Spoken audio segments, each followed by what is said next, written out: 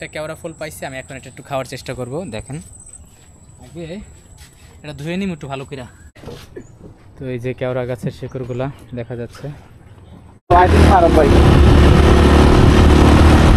আবার এই ব্যাক আসবেন নাকি? না এদিকে চলে যাবেন নাকি? দেখা আছে, ঠিক আছে। আমরা এটা কাউট করেছি ভাই, এটা পুরোটাই কাউট চর না? ওই যে থেকে রেখে আসছে এখানে সব কাউট ভাই। আচ্ছা আচ্ছা।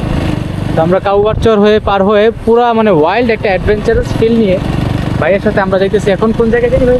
ওই যে গঙ্গামতির চর ভাই। গঙ্গামতির চর। ওই জায়গা থেকে সূর্যটা দেখে, ওই যে ম্যানগ্রোভ কোন উইকেট। আচ্ছা, ওটা ম্যানগ্রোভ বন্ড ওই দেখা যাইতেছে। আমি যদি দেখাই আঙ্গুলটা ওদিকে, ওই অঞ্চলটা আমরা হচ্ছে এদিকে এখন ঘুরে যাব না? এখানে নৌকা পড়েছে ভাইয়া। নৌকা ওই যে কেয়ার কথা বলছেন না ওইটাই। তো এখান থেকে এটা নৌকা পার হতে হয়। নৌকা কত বছর যখন করছি? 25 টাকা ভাইয়া। 25।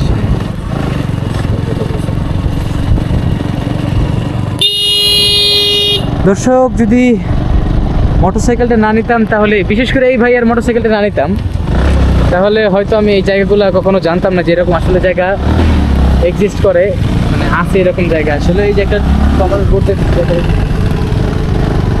এই যে আমরা জঙ্গলের ভিতরে যেতেছি কোনো একভাবে করে। বাবা, মাছ ধরার ট্রলার যেতেছে, কি উত্তাল! সব দর্শকগুলো সব হচ্ছে কি জোয়ারের পানি। ওই যে ভাইয়ারা হচ্ছে যখন ওইখানে গেছিল আপনারা চলে আসছে। গরু দেখে নি,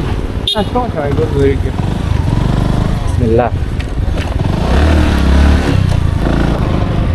মনে হয় বাংলাদেশে না অন্য কোনো জায়গায় আছে।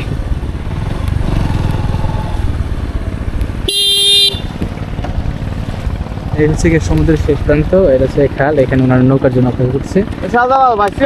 নামো।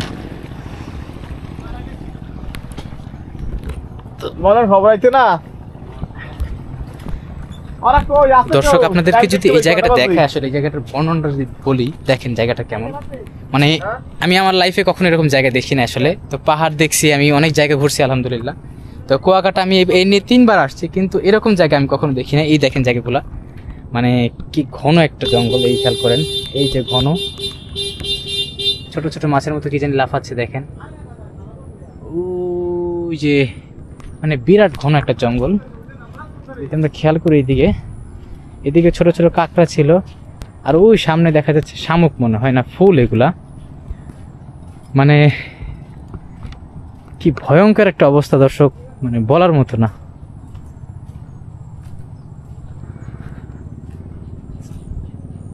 এখানে কি আসলে বাঘ সিংহ আছে কি না এটা বোঝার মতো না। দেখা যাচ্ছে ভিতরে একটা রাস্তা গেছে। তো আমি ওই যে দর্শক, একটা শেয়াল দেখতে পাইছি আমি ওই ভিতরে, ওই যে নড়াচড় করে। এদিকে শেয়াল আছে, আপাতত আমি এদিকে যাব না, এদিকে রিস্ক হয়ে যাবে।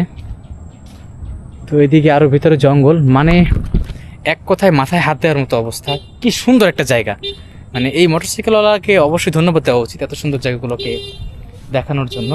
তো আপনারা আসলে ওনার সাথে যোগাযোগ করেন। এটা হচ্ছে গিয়া, মানে আমি ওনার প্রশংসা করতেছি না, উনি হচ্ছে গিয়ে দায়িত্ব বোধ দেখাইছে এই জায়গাটায় আসার। এক কথায় অসাধারণ ছিল জায়গাটা। তো এই হচ্ছে গিয়ে এই জায়গা, জঙ্গল, বিশাল ঘন জঙ্গল, কোনো মানুষের আনাগোনা নাই। এখানে সব কেওড়া গাছ দেখা দিতেছে, সব কেওড়া গাছ। একটা কেওড়া ফুল পাইছি, আমি এখন এটা একটু খাওয়ার চেষ্টা করব। দেখেন আগে এটা ধুয়ে নিম একটু ভালো করে।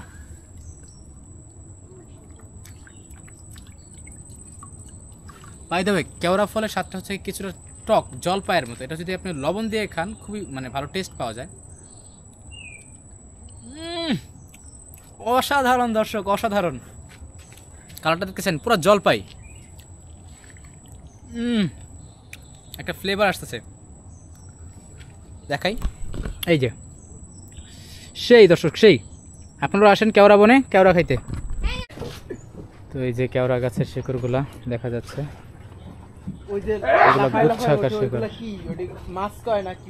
মাছের মতোই কিছু একটা, জানি না এটা কি বলে।